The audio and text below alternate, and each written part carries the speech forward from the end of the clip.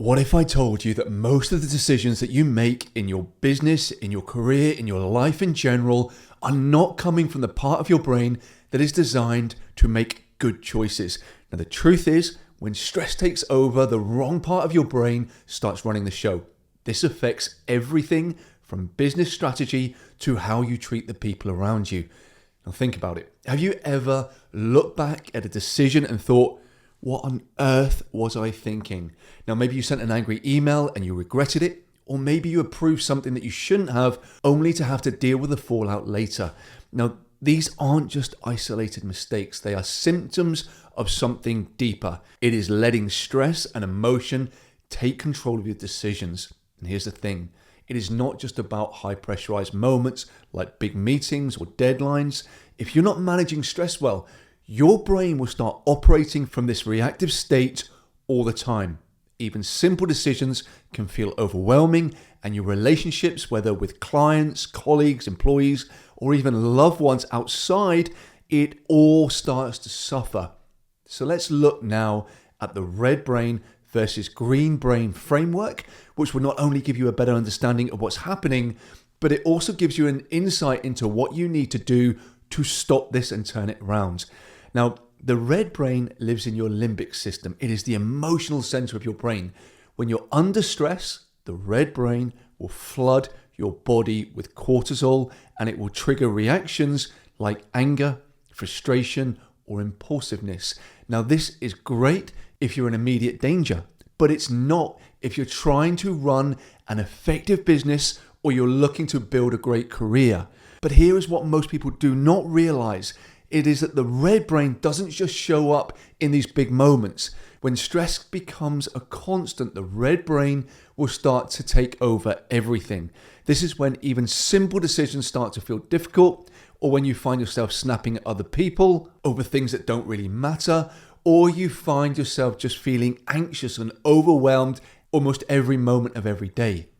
Now, the green brain, on the other hand, loosely speaking, this is the left prefrontal cortex. This is where logical thinking, problem solving, and planning happens. It is also where confidence comes from. Now, when this green brain is in control, you are calm, you are analytical, you are strategic. It is you at your very best. Now, it's not just about making one good decision. It is about approaching life and business with clarity and confidence every single day. Now, let's flip back to the red brain. What happens when this starts to dominate? What we're looking at here is the ripple effect of stress. Now, when the red brain is in control, it doesn't just affect one decision, it affects everything. You won't be seeing situations clearly, so you might be missing opportunities or you're overlooking risks. You're reacting emotionally instead of thinking things through. And all of this starts causing a ripple effect into your business, your relationships, your life, everything. Now, think about a time now when you were under a lot of pressure. Maybe you haven't got to think back too far. Maybe it's right now. Think about the behaviors that you're exhibiting. Maybe you're sending clients emails that have an underlying curt response. Or maybe you're managing big projects where you're feeling overwhelmed and you're making quick surface level decisions that may just come back to bite you in the long run. These are all classic red brain reactions. Now imagine that this is happening over weeks or months. What starts as a momentary stress response starts to become your default mode. It impacts everything from how you treat your team to how you start approaching long-term planning to how you're acting in life in general. But there is a way to take control back. But it's not about flipping a switch. It is about conditioning your brain so the green brain becomes your default mode, not the red brain. Now, the first step is to recognize the red brain signals. Start getting an awareness of this. Now, the red brain has clear warning signals. You feel short-tempered. You're making snap decisions. You're struggling maybe to focus on the bigger picture. You feel these emotions as either anger or anxiety or overwhelm. Feelings that you know are uncomfortable and feelings that you certainly do not show you at your best. Now start paying attention to when these things happen. This is the first step towards regaining control. Now, when you notice this red brain taking over, pause And one of the fastest ways to shift the control is through your breath. Slow, deliberate breathing will physically calm your nervous system, and it will tell your brain it's safe to relax. So just try this. Inhale deeply for 4 seconds, hold the breath for 4 seconds, and exhale slowly, this time for 8 seconds. That longer out breath is particularly effective, as this will give more control to your parasympathetic nervous system. This will get your body and your brain to start exhibiting more relaxed, more in control characteristics, and of course, helping to give control back to your green brain. Now, it's all very well reacting against the red brain, but we also want to be proactive in conditioning your green brain. So here, take 5 minutes every morning to visualize yourself handling the day's challenges calmly and strategically.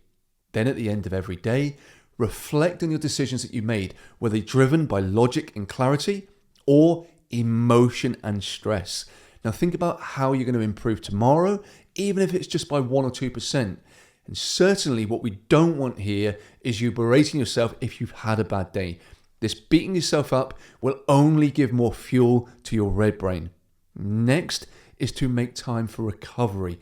Now, whether that's exercise, mindfulness, or just stepping away from your desk for a few minutes regularly, a mentally well-rested or physically exercised body and brain is far more likely to stay in green brain control. Now, when you do condition your green brain, it changes everything.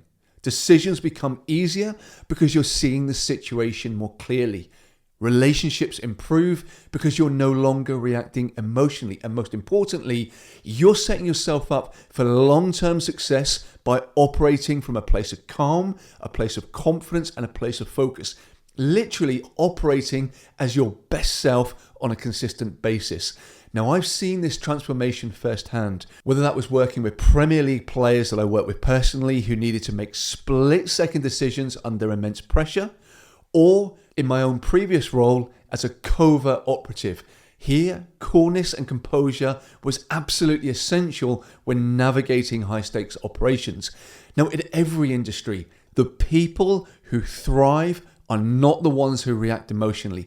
They're the ones who've trained their minds to stay calm and clear under pressure.